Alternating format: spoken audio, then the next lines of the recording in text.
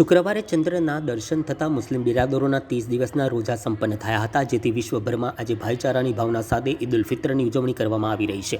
વડોદરામાં પણ વિવિધ સ્થળોએ મુસ્લિમ બિરાદરોએ રમઝાન ઈદની ઉજવણી, ઈદની નમાઝ અદા કરીને એકબીજા સાથે ભેટીને ઈદ મુબારકબાદી પાઠવી હતી। ઈદગાહ મેદાન ખાતે ઈદની વિશેષ નમાઝ અદા કરવામાં આવી, જેમાં હજારોની સંખ્યામાં મુસ્લિમ બિરાદરો, યુવાનો, મોટેરાઓ અને નાના બાળકો પણ જોડાયા હતા। શહેર ખતીબ અમીર ઉલ્લાહે ઉપસ્થિત હજારો મુસ્લિમ બિરાદરોને પરંપરા મુજબ ભાઈચારાની ભાવના સાથે ઈદ ઉલ ફિત્ર રમઝાન ઈદની વિશેષ નમાઝ અદા કરાવી હતી, જેમાં દેશના સર્વાંગી વિકાસ, વિશ્વભરમાં શાંતિ, ભાઈચારાનો માહોલ વધુ બળવત્તર બને એવી દુઆ કરવામાં આવી હતી। પવિત્ર રમઝાન માસ બાદ આજે ઈદનો તહેવાર ઈદગાહ મેદાન ખાતે તમામ મુસ્લિમ બિરાદરો મિત્રોને ઈદ મુબારક કહેવા આવ્યા છે અને આ ઈદ આપણા સૌના જીવનમાં સુખ, શાંતિ, સમૃદ્ધિ લાવે। આપણે વડોદરા શહેરના તમામ નગરજનોને શુભેચ્છા પાઠવું છું, કારણ કે આપણે બધા તહેવારો એક કોમી એકતાને ભાઈચારા સંદેશથી ઉજવીએ છીએ।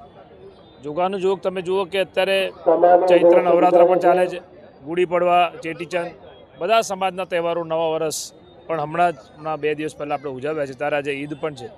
ત્યારે તમામ આવી જ રીતે આપણે તમામ તહેવારો ઉજવતા રહીએ અને ભાઈચારાને કોમી એકતાના સંદેશથી આ વડોદરા શહેર અને આપણા ભારત દેશનું નામ રોશન કરીએ એવી આજના દિવસે પ્રાર્થના કરું છું।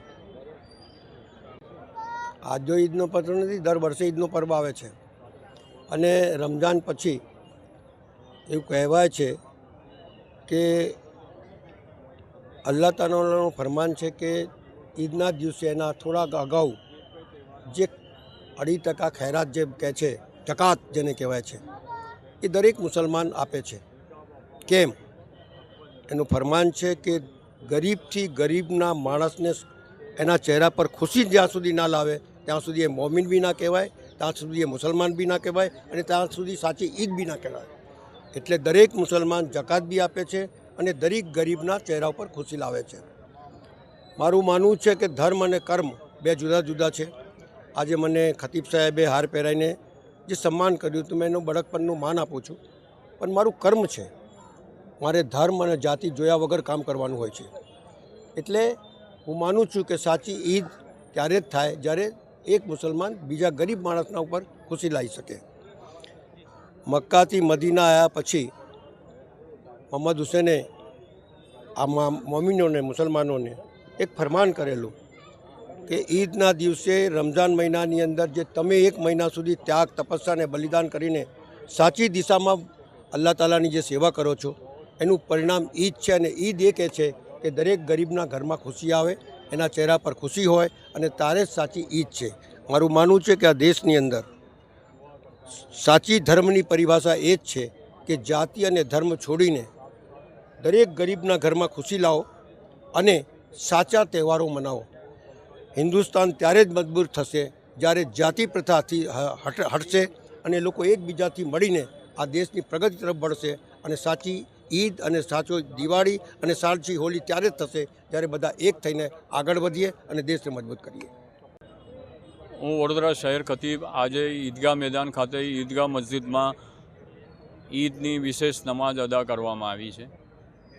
આ નમાઝ રમઝાનના પવિત્ર માસમાં જે ઇબાદત કરી એના ફલસ્વરૂપ એક ઈદની ખુશી માટે આ ઈદની નમાઝ મુસ્લિમ લોકોએ અદા કરી। આ નમાઝ અલ્લાહ તાલા કબૂલ ફરમાવે। સાથે સાથે વડોદરા શહેરના પોલીસ તંત્ર તરફથી, પ્રશાસન તરફથી, વહીવટી તંત્ર તરફથી જે કંઈ બી મને મદદ મળી છે એનો હું આભાર વ્યક્ત કરું છું।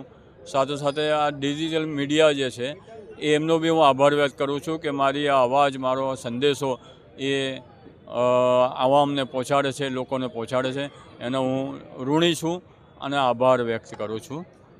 આપ સૌને હું નગરજનોને મેસેજ આપું કે વડોદરા શહેર આપણી સંસ્કારી નગરી તરીકે ઓળખાય છે, તો આપણો બિરુદ અકબંધ રહેવું જોઈએ અને સાથે સાથે એક જાગૃત નાગરિક તરીકે જાગૃતતા માટે હું કે આપણો એક અધિકાર જે છે એ આવનારા ટૂંક સમયમાં જે અધિકાર છે એ અધિકારનો સંપૂર્ણપણે 100% ઉપયોગ કરીને આપણો અધિકારને જતન કરી અને અધિકારને આપણો અધિકતક કરીને એને અધિકારને અપનાવે અને કરે, એના માટે આભાર વ્યક્ત કરું છું।